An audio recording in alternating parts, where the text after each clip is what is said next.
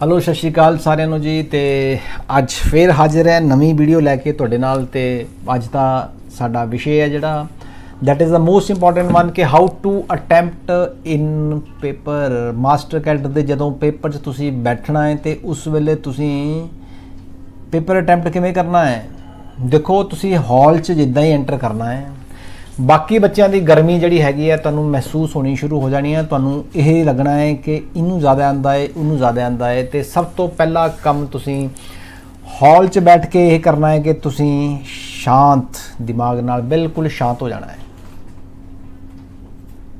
उस तो बाद सब तो पहला काम जिहड़ा करना तुसीं जिद्दां ही इनविजिलेटर ने तुहाडे कोल पेपर फड़ाना, पेपर फड़ाउण दे बाद देखो सब तो पहला तुहानूं पता हैगा कि तुहाडा पेपर है 150 मार्क्स का, 150 क्वेश्चनस और 150 मिनट्स, मतलब 2.5 घंटे का टाइम है तुहाडे कोल। हुण उस 2.5 घंटे तुसीं जिंदगी भर एग्जाम दिते न ते तुसीं मैक्सीमम टीचिंग वाले लोग बैठे हो पेपर देने वास्ते या जॉब्स दे विच बैठे हो, तुसीं कंडक्ट भी कीते एग्जाम। तुहानूं सब नूं पता होना है कि जदों भी बच्चा पेपर च बैठदा है तो सब तो पहला ज़रूरी काम क्या है। ज़रूरी काम है जाके पेपर पढ़ के सब तो पहले रीडिंग स्टार्ट करे फटाफट। इहदा मतलब पेपर 150 मिनट चों जे तुसीं पूरे पेपर नूं एक बार पढ़ना है तो उस वेले रीडिंग जिहड़ी हैगी है that is the most important. Read and quickly read, ये दो चीज़ां बहुत ज़्यादा ज़रूरी है। बहुत ज़्यादा तेज़ी नाल और समझना है कि क्वेश्चन आंदा नहीं आंदा।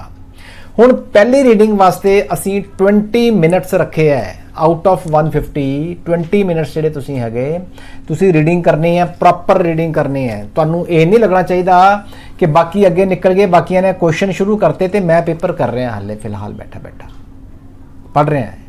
नो, ये विचार माइंड में किसी भी हाल में नहीं आना चाहिए। तुसीं की करना हुण अगे दसो, तुसीं क्या करना है। इहदे दौरान जो तुसीं 150 क्वेश्चन नूं रीड करना है उहदे च तुसीं एक पासे OMR शीट जरूर रखनी है। जिहड़ा क्वेश्चन उन्हां 20 मिनटां दी रीडिंग च तुहानूं श्योर शॉट है कि आंसर इहदा यही है, उन्होंने MR शीट ते क्वेश्चन नंबर ते उधर OMR च क्वेश्चन नंबर मिला के तुसीं मैच करके उन्होंने फिल कर देना है। हो सकता है कि पहले 20 मिनट च तुसीं बिल्कुल श्योर शॉट वाले तुसीं शायद 40 क्वेश्चन भी कर लो, तुसीं 20 भी कर लो। इसका मतलब टाइम यूटिलाइज होया, वो रीडिंग च नहीं गया, यूटिलाइज भी होया। तुहाडे श्योर क्वेश्चन भी तुहानूं पता लग गए किहड़े-किहड़े हैगे। सैकेंड काम बड़ा जरूरी जिहड़ा हैगा वो जरूरी काम यह है कि तुसीं जदों पेपर देना, जदों रीडिंग कर रहे हो तो उहदे च तुहानूं ये तो पता लग गया श्योर शॉट तुहानूं किहड़ा आंदा है, लेकिन तुहानूं ये भी पता लग जाना श्योर शॉट किहड़ा आंदा ही नहीं बिल्कुल भी।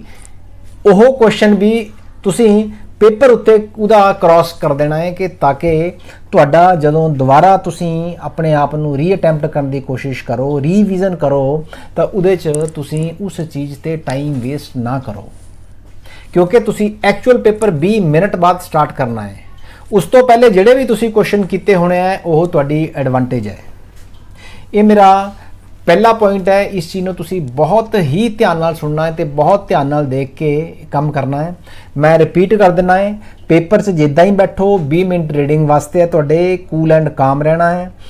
अपनी OMR शीट नाल रखनी है भर के बिल्कुल। तुसीं जिहड़े श्योर शॉट हो नाल दे नाल उन्हां 20 मिनटां 'चों भी भरने हैं, प्लस जिहड़े तुसीं नहीं आंदे उन्हां नूं भी क्रॉस करना है तो उन्होंने पेपर उत्ते मार्क करना है ताकि तुहाडा टाइम जिहड़ा है वो वेस्ट ना होवे। हुण तुसीं ये देखो कि अगला कि जिहड़े बच्चे जिन्ने बच्चे बैठे हो मास्टर कैडर साइंस का एग्जाम दे रहे हैं, मतलब physics chemistry mathematics botany zoology chemistry. देखो जिहड़े बॉटनी जूलॉजी केमिस्ट्री वाले बच्चे हैं मेडिकल वाले उन्होंने केमिस्ट्री बाद करनी है, उन्होंने जूलॉजी केमिस्ट्री जूलॉजी बॉटनी पहले करनी है, जो भी उन्होंने सबजैक्ट हैगा जिहदे जे किसी ने मास्टर्स की हुई है या फिर जिस चीज़ सबजैक्ट से ज़्यादा कमांड है। दूजी गल जिहड़े नॉन मैडिकल वाले बच्चे है वो क्या करनगे, मैथ्स नूं बाद करनगे, चाहे जिन्हें MSc मैथ भी की हुई है वो भी। उसका कारण है एक बहुत लॉजिकल कि देखिए 50 क्वेश्चन है, 50 क्वेश्चन चों क्या है कि maths is a calculative subject. ਹੋ ਸਕਦਾ ਤੁਸੀਂ 30 ਕੁਐਸਚਨਾਂ 'ਚ ਟ੍ਰਿਕ ਲਾ ਕੇ ਤੁਸੀਂ within 30 seconds 40 seconds within minute ਤੁਸੀਂ ਕੁਐਸਚਨ ਨੂੰ ਨਿਕਾਲ ਲਓ ਤੇ 30 40 ਕੁਐਸਚਨਸ ਤੁਸੀਂ ਮੰਨ ਲਓ ਕੱਢ ਲਏ, ਲੇਕਿਨ 20 ਕੁਐਸਚਨ ਤੇ ਤੁਸੀਂ ਆਪਣਾ ਸਬਜੈਕਟ ਸਮਝ ਕੇ ਜਦੋਂ ਜ਼ਿਆਦਾ ਜ਼ੋਰ ਲਾਉਣ ਦੀ ਕੋਸ਼ਿਸ਼ ਕਰਨੀ ਹੈ ਤਾਂ ਹੋ ਸਕਦਾ ਹੈ ਕਿ ਉੱਥੇ ਤੁਹਾਡਾ ਟਾਈਮ ਜ਼ਿਆਦਾ ਲੱਗ ਜਾਏ, ਕਿਉਂਕਿ ਕੈਲਕੂਲੇਸ਼ਨ ਲੰਬੀ ਚੱਲ ਜਾਣੀ, ਜਦੋਂ ਪੇਪਰ 'ਚ ਬੈਠੇ ਹੋਣੇ ਪਤਾ ਟਾਈਮ ਦਾ ਨਹੀਂ ਲੱਗਣਾ ਕਿੱਥੇ ਚਲਾ ਗਿਆ। ਇਸ ਕਰਕੇ ਤੁਸੀਂ ਡਿਸਾਈਡ ਕਰ ਸਕਦੇ ਹੋ ਇਸ ਚੀਜ਼ ਦੇ ਬਾਰੇ 'ਚ ਕਿ ਤੁਸੀਂ ਮੈਥ ਨੂੰ ਪਹਿਲੇ ਕਰਨਾ ਹੈ ਜਾਂ ਬਾਅਦ 'ਚ ਕਰਨਾ ਹੈ। ਮੈਂ ਤੁਹਾਡੇ ਉੱਤੇ ਛੱਡ ਰਿਹਾ, ਲੇਕਿਨ ਮੈਂ ਪਰਸਨਲ ਅਗਰ ਮੈਂ ਤੁਹਾਡੀ ਜਗ੍ਹਾ ਬੈਠਾ ਹੁੰਦਾ ਤੇ ਮੈਂ ਸ਼ਾਇਦ ਮੈਥਸ ਨੂੰ ਬਾਅਦ 'ਚ ਅਟੈਂਪਟ ਕਰਦਾ। ਇਸ ਕਰਕੇ ਦੂਜੀ ਗੱਲ ਕਿ ਨਾਨ ਮੈਡੀਕਲ ਹੈ ਨਾ, ਕੈਮਿਸਟਰੀ ਸਭ ਤੋਂ ਪਹਿਲੇ ਕਰਨੀ ਹੈ, ਕਿਉਂਕਿ ਕੈਮਿਸਟਰੀ ਘੱਟ ਕੈਲਕੂਲੇਸ਼ਨ ਹੈ, ਫਿਜ਼ਿਕਸ ਵਿੱਚ ਵੀ ਕੈਲਕੂਲੇਸ਼ਨ ਆਏਗੀ, ਫਿਰ ਤੀਜਾ ਮੈਥਸ ਦੇ ਵਿੱਚ ਵੀ ਆਏਗੀ। ਤਾਂ ਕੈਮਿਸਟਰੀ, ਫਿਜ਼ਿਕਸ ਔਰ ਮੈਥਸ ਤੁਸੀਂ ਇਸ ਤਰੀਕੇ ਨਾਲ ਨੂੰ ਲੈ ਕੇ ਚੱਲਣਾ ਹੈ।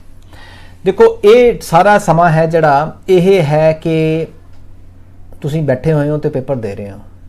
ਹੁਣ ਨੈਕਸਟ ਜਿਹੜਾ ਪੁਆਇੰਟ ਬੜਾ ਇੰਪੋਰਟੈਂਟ ਹੈ ਉਹ ਇਹ ਹੈ ਕਿ ਮੰਨ ਲਓ ਤੁਸੀਂ ਪੇਪਰ ਦੇ ਦੌਰਾਨ ਬੈਠ ਗਏ ਹੋ, ਮੈਂ ਦੁਬਾਰਾ ਫਿਰ ਉਸੇ ਚੀਜ਼ ਤੇ ਆਉਣਾ ਵਾਪਸ, ਕਿਉਂਕਿ ਮੇਰਾ ਹਾਲੇ ਗੱਲ ਬਣੀ ਨਹੀਂ, ਮੈਂ ਪੂਰੀ ਤਸੱਲੀ ਕਰਾਣੀ ਹੈ, ਤੁਹਾਡੀ ਵੀ ਤੇ ਆਪਣੀ ਵੀ ਕਰਨੀ ਹੈ। ਤੇ ਉਸ ਤੋਂ ਬਾਅਦ ਤੁਸੀਂ ਇਹ ਦੇਖੋ ਕਿ ਮੰਨ ਲਓ ਤੁਸੀਂ ਪੇਪਰ ਕਰ ਲਿਆ ਤੇ ਐਂਡ ਦੇ 10 ਮਿੰਟ ਜਿਹੜੇ ਹੈਗੇ ਉਹਦੇ 'ਚ ਨਾ ਪੇਪਰ ਰਿਵਾਈਜ਼ ਕਰਨਾ। ਕਈ ਵਾਰ ਗਲਤੀ ਨਾਲ ਲਾਣਾ A ਹੁੰਦਾ ਤੇ ਲੱਗ ਜਾਂਦਾ C, ਲਾਣਾ ਹੁੰਦਾ B ਤੇ ਲੱਗ ਜਾਂਦਾ D, ਠੀਕ ਹੈ। ਤੁਸੀਂ ਬਿਲਕੁਲ ਇਹ ਚੈੱਕ ਕਰਨਾ ਹੈ ਕੁਐਸਚਨ ਔਰ OMR ਸ਼ੀਟ ਨੂੰ ਕਿ ਕਰੈਕਟ ਫਿਲਅਪ ਕੀਤੇ ਹੈ ਨਹੀਂ ਕੀਤੇ ਹੈ, ਕਿਉਂਕਿ ਇੱਕ ਵਾਰ OMR ਸ਼ੀਟ 'ਚ ਉੱਪਰ ਵਾਲੇ ਪਾਸੇ ਤੋਂ ਮਾੜਾ ਜਿਹਾ ਕਿਤੇ ਗਲਤ ਲਾਈਨ ਫੜ ਲਈ ਨਾ ਇੱਕ ਵਾਰ, ਤਾਂ ਥੱਲੇ ਵਾਲੀਆਂ ਸਾਰੀਆਂ ਲਾਈਨਾਂ ਗਲਤ ਹੀ ਜਾਣੀਆਂ। ਫਿਰ ਯੂ ਗॉट ਮਾਈ ਪੁਆਇੰਟ। ਤੇ ਇਹ ਵੱਡੀ ਗਲਤੀ ਨਹੀਂ ਕਰਨੀ, ਮੌਕਾ ਬਾਰ-ਬਾਰ ਨਹੀਂ ਮਿਲਦਾ, ਤੇ ਇਸ ਚੀਜ਼ ਨੂੰ ਧਿਆਨ 'ਚ ਰੱਖੋ ਤੇ ਉਹਦੇ ਅਕੋਰਡਿੰਗਲੀ ਤੁਸੀਂ ਆਪਣੀ ਜਿਹੜੀ ਤਿਆਰੀ ਹੈ ਉਹਨੂੰ ਰੱਖੋ। ਹੁਣ ਨੈਕਸਟ ਜਿਹੜਾ ਮੈਂ ਪੁਆਇੰਟ ਡਿਸਕਸ ਕਰਨ ਜਾ ਰਿਹਾ ਉਹ ਹੈ ਟਾਈਮ ਮੈਨੇਜਮੈਂਟ। ਟਾਈਮ ਮੈਨੇਜਮੈਂਟ ਦਾ ਮਤਲਬ ਹੈ ਕਿ ਤੁਸੀਂ ਦੇਖੋ ਮੈਂ ਪਹਿਲੇ 20 ਮਿੰਟ ਤੁਹਾਨੂੰ ਰੀਡਿੰਗ ਵਾਸਤੇ ਦੱਸੇ ਹੈ ਤੇ ਲਾਸਟ ਵਾਲੇ 10 ਮਿੰਟ ਤੁਹਾਨੂੰ ਦੱਸੇ ਹੈਗੇ ਕਿ ਤੁਸੀਂ ਰਿਵੀਜ਼ਨ ਕਰਨੀ ਹੈ, ਪ੍ਰੋਪਰਲੀ ਚੈੱਕਅਪ ਕਰਨਾ ਹੈ, ਤੇ 30 ਮਿੰਟ ਨਿਕਲ ਗਏ, ਬਚਿਆ ਟਾਈਮ ਆਪਣੇ ਕੋਲ 120 ਮਿੰਟਸ। ਔਰ 120 ਮਿੰਟਸ ਦੇ ਹਿਸਾਬ ਨਾਲ ਮੈਂ ਲਾਇਆ ਸਾਪਤਾਹਿਕ ਐਵਰੇਜ ਮੈਂ ਕਹਾਂ ਕਿ 52 ਸੈਕਿੰਡ ਤੇ 54 ਸੈਕਿੰਡਸ ਇੱਕ ਕੁਐਸਚਨ ਵਾਸਤੇ ਤੁਹਾਨੂੰ ਮਿਲਣੇ ਹੈ। ਔਰ this is very less time. Read ਵੀ ਕਰਨਾ ਹੈ ਤੇ ਸਮਝਣਾ ਵੀ ਹੈਗਾ ਤੇ ਉਹਨੂੰ ਅਟੈਂਪਟ ਵੀ ਕਰਨਾ ਹੈ। ਦੇਖੋ ਜਿਹੜੇ ਕੁਐਸਚਨਸ ਦਾ ਟਿਪਸ ਤੇ ਹੁੰਦੇ ਆ ਉਹ ਤਾਂ ਬਿਲਕੁਲ ਤੁਹਾਨੂੰ ਪਤਾ ਤੁਸੀਂ ਫਟਾਫਟ ਟਿਕ ਕਰ ਦੇਣਾ ਹੈਗਾ, ਲੇਕਿਨ ਯਾਦ ਰੱਖਣਾ ਕਈ ਵਾਰ ਕੁਐਸਚਨ ਨੂੰ ਬਹੁਤ ਧਿਆਨ ਨਾਲ ਪੜ੍ਹਨਾ ਹੁੰਦਾ ਹੈ। ਕੁਐਸਚਨ ਸੁਣਨਾ, ਕੁਐਸਚਨ ਧਿਆਨ ਨਾਲ ਪੜ੍ਹਨਾ, ਉਹਨੂੰ ਅਟੈਂਪਟ ਕਰਨਾ ਹੀ ਇੱਕ ਕਲਾ ਹੈ। ਕਿਉਂਕਿ ਦੇਖੋ ਕਈ ਵਾਰ ਲਿਖਿਆ ਹੁੰਦਾ ਹੈ ਕਿ ਮੰਨ ਲਓ ਪਿਛਲੀ ਵਾਰ ਕੁਐਸਚਨ ਆਇਆ ਹੋਇਆ ਹੈ ਕਿ what is it the fact of this, ਅਗਲੀ ਬਾਰ ਉਹਨੇ ਸੇਮ ਕੁਐਸਚਨ ਪਾਤਾ ਲੇਕਿਨ ਉਹਨੇ ਪਾਇਆ is it not the fact of this, ਮਤਲਬ ਨਾਟ ਹੀ ਲਾਇਆ ਵਿੱਚੋਂ ਨੇ ਸਿਰਫ, ਬਾਕੀ ਆਪਸ਼ਨ ਸੇਮ, ਸਾਰਾ ਕੁਝ ਸੇਮ ਹੈ, ਲੇਕਿਨ ਤੁਹਾਨੂੰ ਲੱਗਿਆ ਇਹ ਤਾਂ ਕੁਐਸਚਨ ਤੁਸੀਂ ਦੇਖਿਆ ਹੋਇਆ ਹੈ। ਉਸ ਵੇਲੇ ਤੁਸੀਂ ਕੀ ਕਰਨਾ ਹੈ, ਕੁਐਸਚਨ ਨੂੰ ਧਿਆਨ ਨਾਲ ਰੀਡ ਕਰਨਾ ਹੈ ਤੇ ਟਾਈਮ 52 ਤੇ 54 seconds it's a very less time, ਤੇ ਉਹਦੇ 'ਚ ਤੁਸੀਂ ਦੌਰਾਨ ਕੋਸ਼ਿਸ਼ ਕਰਨੀ ਹੈ ਕਿ ਤੁਹਾਨੂੰ ਕੀ ਕਰਨਾ ਹੈ। ਠੀਕ ਹੈ ਜੀ। ਤਾਂ ਟਾਈਮ ਮੈਨੇਜਮੈਂਟ ਦਾ ਸਭ ਤੋਂ ਵੱਡਾ ਖਿਆਲ ਰੱਖਣਾ ਹੈ। ਟਾਈਮ ਮੈਨੇਜਮੈਂਟ ਖਿਆਲ ਰੱਖਣ ਵਾਸਤੇ ਜੇ ਤੁਹਾਨੂੰ ਲੱਗ ਸਕਦਾ ਕਿ ਤੁਹਾਡੇ ਕੋਲ ਘੜੀ ਹੈਗੀ ਦੂਜੀ ਬੀਪ ਕਰਨ ਵਾਲੀ ਤਾਂ ਤੁਸੀਂ ਉਹ ਲਾ ਸਕਦੇ ਹੋ। ਮੋਬਾਈਲ ਤਾਂ ਤੁਹਾਨੂੰ ਪਤਾ ਕਿ ਅੰਦਰ ਐਂਟਰ ਨਹੀਂ ਹੋ ਪਾਏਗਾ, ਮੋਬਾਈਲ ਅੰਦਰ ਐਂਟਰ ਨਹੀਂ ਹੋਏਗਾ, ਔਰ ਜਦੋਂ ਮੋਬਾਈਲ ਐਂਟਰ ਨਹੀਂ ਹੋਣਾ ਤਾਂ ਫਿਰ ਤੁਸੀਂ ਇਸ ਹਿਸਾਬ ਨਾਲ ਚੱਲਣਾ ਕਿ ਟਾਈਮ ਨੂੰ ਮੈਨੇਜ ਇਸ ਤਰੀਕੇ ਨਾਲ ਕਰਨਾ ਹੈ ਕਿ ਦੇਖੋ ਅੱਗੇ ਮੈਂ ਗੱਲ ਕਰਾਂਗਾ ਕਿ ਕੱਟ ਆਫ ਦੀ ਗੱਲ ਕਰਾਂਗਾ ਕਿ ਜਿਹੜੀਆਂ ਮਾਸਟਰ ਕੈਡਰ ਦੀਆਂ ਪੁਰਾਣੀਆਂ ਕੱਟ ਆਫਸ ਗਈਆਂ ਹੋਈਆਂ ਹੈ ਉਹਦਾ ਵੀ ਤਾਲੁਕਾਤ ਸਾਡੇ ਇਸ ਪੇਪਰ ਦੇ ਨਾਲ, ਜਦੋਂ ਅਸੀਂ ਪੇਪਰ 'ਚ ਬੈਠੇ ਹੁੰਦੇ ਹਾਂ ਤੇ ਉਹਦੇ ਅਟੈਂਪਟ ਨਾਲ ਸਾਡਾ ਡਿਪੈਂਡ ਕਰਦਾ। ਤੇ ਉਸ ਵੇਲੇ ਸਾਨੂੰ ਕਿਆ ਸੋਚਣਾ ਚਾਹੀਦਾ ਹੈ ਕਿ ਜਿਹੜੀ ਜਨਰਲ ਕੈਟਾਗਰੀ ਹੈ ਉਹਦੇ 'ਚ 127 ਤੇ 128 130 132 ਨੰਬਰ ਤੱਕ ਕੱਟ ਆਫ ਜਿਹੜੀ ਹੈਗੀ ਆ ਜਾ ਸਕਦੀ ਹੈ। ਤੇ ਇੱਦਾਂ ਹੀ ਮੈਂ ਇੱਕ ਚਾਰਟ ਜਿਹਾ ਬਣਾਇਆ ਹੋਇਆ ਕਿ OBC ਦੇ ਕੇਸ 'ਚ 107 ਤੇ 108 ਮਾਰਕਸ ਜਾਂ 110 ਨੰਬਰ ਮੈਕਸਿਮਮ, ਬਾਕੀ EWS 'ਚ 110 ਜੇ ਤੋਂ 107-8 ਤੁਸੀਂ ਕਰੋ। SC ST ਕੈਟਾਗਰੀ ਜਿਹੜੀ ਹੈਗੀ ਰਿਜ਼ਰਵ ਹੈ ਉਹਦੇ 'ਚ ਤੁਸੀਂ ਕਰ ਸਕਦੇ ਹੋ ਕਿ 80 82 85 90 ਤੱਕ ਵੀ ਜਾ ਸਕਦੀ ਹੈ, ਔਰ ਅਦਰ ਕੈਟਾਗਰੀ ਜਿਹੜੀ ਹੈਗੀ ਹੈ ਉਹਦੇ 'ਚ 80 ਔਰ 90 ਦੇ ਵਿੱਚ ਜਾ ਸਕਦੀ ਹੈ।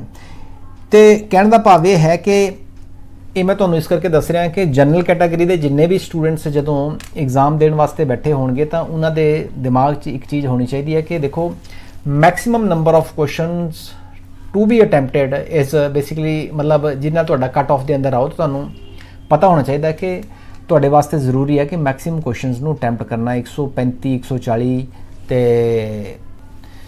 ਜਿਹੜੇ ਕਰੈਕਟ ਅਟੈਂਪਟ ਕਰਨਾ ਹੈਗਾ, ਕਿਉਂਕਿ ਇਸ ਪੇਪਰ ਦੇ ਵਿੱਚ ਨੈਗੇਟਿਵ ਮਾਰਕਿੰਗ ਵੈਸੇ ਤਾਂ ਨਹੀਂ ਹੈਗੀ ਹੈ, ਲੇਕਿਨ ਫਿਰ ਬਾਕੀ ਜਿਹੜੇ 15 ਕੁਐਸਚਨ ਆ ਤੁਹਾਨੂੰ ਪਤਾ ਹੈ ਫਿਰ ਤੁਸੀਂ ਕੀ ਕਰਨਾ ਹੈਗਾ, ਉਹਦਾ ਤੁਸੀਂ ਰੱਬ ਦਾ ਨਾਮ ਲੈ ਕੇ ਮੱਥਾ ਟੇਕ ਕੇ ਫਟਾਫਟ ਤੁੱਕੇ ਮਾਰਨੇ ਆ ਪ੍ਰੋਪਰ, ਜਿਹਦਾ ਠੀਕ ਲੱਗਿਆ ਉਹਦੇ ਵਾਸਤੇ ਉਹਨੇ ਕਹਿਣਾ ਮੈਂ ਚਲੋ ਬਹੁਤ ਵਧੀਆ ਹੈ। ਲੇਕਿਨ ਮੈਂ ਤੁਹਾਨੂੰ ਇਹ ਕਹਿਣਾ ਚਾਹੁੰਦਾ ਕਿ ਜਨਰਲ ਕੈਟਾਗਰੀ ਵਾਲੇ ਬੱਚੇ ਆ ਜਿਹੜੇ ਉਹ ਉਹਨਾਂ ਨੂੰ 130-32 ਕੁਐਸਚਨ ਜਿਹੜੇ ਹੈਗੇ ਆ ਦੈਟ ਇਜ਼ ਮੋਸਟ ਇੰਪੋਰਟੈਂਟ, ਇੰਨੇ ਕੁਐਸਚਨ ਕਰਨਾ ਜ਼ਰੂਰੀ ਹੈ। ਬਾਕੀ ਕੈਟਾਗਰੀ ਵਾਲਿਆਂ ਨੂੰ ਜਿਹੜੇ OBC ਵਾਲੇ ਆ ਉਹਨਾਂ ਨੂੰ 110 ਕੁਐਸਚਨ ਦੇ ਉੱਪਰ ਹੀ ਰਹਿਣਾ ਚਾਹੀਦਾ ਹੈ, ਔਰ ਉਹ ਵੀ ਕਰੈਕਟ ਅਟੈਂਪਟ ਮੈਂ ਕਹਿ ਰਿਹਾ ਹੈ। ਮਤਲਬ ਕਰੈਕਟ ਅਟੈਂਪਟ ਦਾ ਮਤਲਬ ਹੈ, ਹੁਣ ਮੈਂ ਤੁਹਾਨੂੰ ਇਹ ਦੱਸਾਂਗਾ ਕਿ ਤੁਸੀਂ ਕਿੱਦਾਂ ਅਟੈਂਪਟ ਕਿੱਦਾਂ ਕਰਨਾ, ਕਿ ਕਿੱਦਾਂ ਡਿਸਾਈਡ ਕਰਨਾ ਕਿ ਤੁਹਾਡਾ ਅਟੈਂਪਟ ਠੀਕ ਹੋਇਆ, ਉਹ ਵੀ ਤੁਹਾਨੂੰ ਦੱਸ ਦਿੰਦਾ ਮੈਂ। 107-8 question EWS economically weaker section ਨੂੰ ਤੇ 90 ਕੁਐਸਚਨ SC ਵਾਲਿਆਂ ਨੂੰ ਤੇ 90 ਹੀ ਇੰਨੇ ਅਦਰ ਕੈਟਾਗਰੀਜ਼ ਵਾਲਿਆਂ ਨੂੰ ਇਹ ਅਟੈਂਪਟ ਕਰਨੇ ਪੈਣੇ ਆ। ਹੁਣ ਤੁਸੀਂ ਦੇਖੋ ਕਿ ਤੁਸੀਂ ਕੀ ਕਰਨਾ ਹੈ। ਦੇਖੋ ਇਦਾਂ ਹੈ ਕਿ ਤੁਹਾਨੂੰ ਕਿੰਨੇ ਕੁਐਸਚਨ ਆਉਂਦੇ ਆ ਇਹ ਤੁਹਾਡੇ ਡਿਪੈਂਡ ਕਰਦਾ ਕਿ ਤੁਸੀਂ ਕਿੰਨੀ ਤਿਆਰੀ ਕੀਤੀ ਹੋਈ ਹੈ। ਤੁਹਾਡਾ ਡਿਫਿਕਲਟ ਸਬਜੈਕਟ ਜਿਹੜਾ ਸੀਗਾ ਤੇ ਐਵਰੇਜ ਸਬਜੈਕਟ ਜਿਹੜਾ ਸੀਗਾ ਜਿਹੜਾ ਉਹ ਤੁਹਾਡੇ ਵਾਸਤੇ ਈਜ਼ੀ ਸੀਗਾ। ਪਹਿਲੇ ਈਜ਼ੀ ਤੇ ਡਿਫਿਕਲਟ ਦੀ ਅਪਰੋਚ ਰੱਖਣੀ ਹੈ, ਈਜ਼ੀ ਟੂ ਡਿਫਿਕਲਟ ਚੱਲਣਾ ਹੈ। ਆਪਣੇ ਕੀਤੇ ਹੋਏ ਟੌਪਿਕਸ ਨੂੰ ਸਿਲੈਕਟ ਕਰਨਾ ਕਿ ਅਸੀਂ ਉਹਨਾਂ ਦੇ ਕੁਐਸਚਨ ਕਰਨੇ ਆ ਤੇ ਉਹਨਾਂ ਦੇ ਕੁਐਸਚਨਸ ਨੂੰ ਅਟੈਂਪਟ ਕਰਕੇ ਹੀ ਅੱਗੇ ਅਸੀਂ ਵਧਣਾ ਹੈਗਾ। ਹੁਣ ਸਾਰੇ ਕੁਐਸਚਨ ਦੇਖੋ ਕਿਸੇ ਨੂੰ ਨਹੀਂ ਆਉਂਦੇ ਹੈ ਤੇ ਜਿਹੜੇ ਸ਼ਾਰਟ ਕੁਐਸਚਨ ਹੈ ਜਿਹੜੇ ਤੁਹਾਨੂੰ ਪਤਾ ਹੈ ਕਿ ਤੁਸੀਂ ਆਉਂਦੇ ਆ ਤੁਸੀਂ ਮਾਰਕ ਕਰ ਲਏ ਹੋਏ ਆ, ਜਿਹੜੇ ਨਹੀਂ ਆਉਂਦੇ ਤੁਸੀਂ ਉਹ ਵੀ ਮਾਰਕ ਕੀਤੇ ਹੋਏ ਆ, ਉਹਨਾਂ ਨੂੰ ਬਾਹਰ ਕੱਢਣਾ, ਰੀਡਿੰਗ ਦਾ ਟਾਈਮ ਬਚਣਾ ਹੈ ਤੇ ਫਾਈਨਲੀ ਇਸ ਚੀਜ਼ ਤੇ ਜ਼ੋਰ ਪਾਉਣਾ ਹੈ ਕਿ ਜਿਹੜੇ ਕੁਐਸਚਨਸ ਹੈ ਨਾ ਉਹਦੀ ਰੀਡਿੰਗ ਕੁਇਕ ਕਰਨੀ ਹੈ ਤੇ ਉਹਨੂੰ ਸੋਲਵ ਤੁਸੀਂ ਕੀ ਕਰਨਾ ਹੈ ਜਲਦੀ ਔਰ ਵਧੀਆ ਤਰੀਕੇ ਨਾਲ ਸੋਲਵ ਕਰਨ ਦੀ ਕੋਸ਼ਿਸ਼ ਕਰਨੀ ਹੈ। ਇਸ ਕਰਕੇ ਸਭ ਬੱਚਿਆਂ ਨੂੰ ਸਲਾਹ ਹੈ ਸਾਡੀ ਕਿ ਤੁਸੀਂ ਕੀਪ ਯੂਅਰ ਕਾਮ, ਕੂਲ ਹੋ ਕੇ ਬਿਲਕੁਲ ਪੇਪਰ 'ਚ ਬੈਠੋ, ਤਸੱਲੀ ਨਾਲ ਪੇਪਰ ਰੀਡ ਕਰੋ।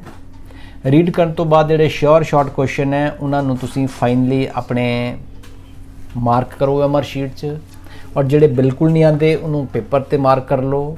ਫਿਰ ਉਸ ਤੋਂ ਬਾਅਦ ਤੁਸੀਂ ਪੇਪਰ ਅਟੈਂਪਟ ਕਰਨਾ ਸ਼ੁਰੂ ਕਰ ਦਿਓ। ਅਟੈਂਪਟ ਕਰਨ ਤੋਂ ਬਾਅਦ ਲਾਸਟ ਦੇ ਜਿਹੜੇ 10 ਮਿੰਟ ਬਚਣੇ ਆ ਉਹਦੇ 'ਚ ਤੁਸੀਂ ਪੇਪਰ ਕੀ ਕਰਨਾ ਹੈ, ਰਿਵਾਈਜ਼ ਕਰਨਾ ਹੈ ਸਾਰਾ, ਉਹ 'ਚ ਦੇਖਣਾ ਹੈ ਕਿ ਕਿਤੇ ਗਲਤੀ ਤਾਂ ਨਹੀਂ ਹੋਈ ਕੋਈ। ਲੇਕਿਨ ਕੁਐਸਚਨ ਤੁਸੀਂ ਅਟੈਂਪਟ ਸਾਰੇ ਕਰਨੇ ਆ ਕਿਉਂਕਿ ਉਹਦੇ ਵਿੱਚ ਨੈਗੇਟਿਵ ਮਾਰਕਿੰਗ ਨਹੀਂ ਹੈ। ਸੋ ਇੱਦਾਂ ਹੈ ਕਿ ਕੱਲ੍ਹ ਜਿਹੜੀ ਤੁਹਾਨੂੰ ਮੈਂ ਵੀਡੀਓ ਬਣਾ ਕੇ ਦੇਣੀ ਹੈ ਉਹ ਵੀਡੀਓ ਤੁਹਾਨੂੰ ਇੱਕ ਗੁਰਮੰਤਰ ਦੇਵਾਂਗਾ ਜਿਹਦੇ 'ਚ ਤੁਹਾਨੂੰ ਦੱਸਾਂਗਾ ਕਿ ਤੁਹਾਡਾ ਪੇਪਰ ਵਧੀਆ ਕਿਵੇਂ ਹੋਣਾ ਹੈ ਬਿਨਾਂ ਚਿੰਤਾ ਤੇ। ਤਿਆਰ ਰਹੋ ਕੱਲ੍ਹ ਦੀ ਵੀਡੀਓ ਵਾਸਤੇ। ਹੋਪਫੁਲੀ ਤੁਹਾਡਾ ਪੇਪਰ ਬਹੁਤ ਵਧੀਆ ਜਾਵੇ, ਰੱਬ ਕਰੇ ਤੁਹਾਡੀਆਂ ਸਾਰੀਆਂ ਮੁਰਾਦਾਂ ਪੂਰੀਆਂ ਹੋਣ। God bless you all, thank you very much.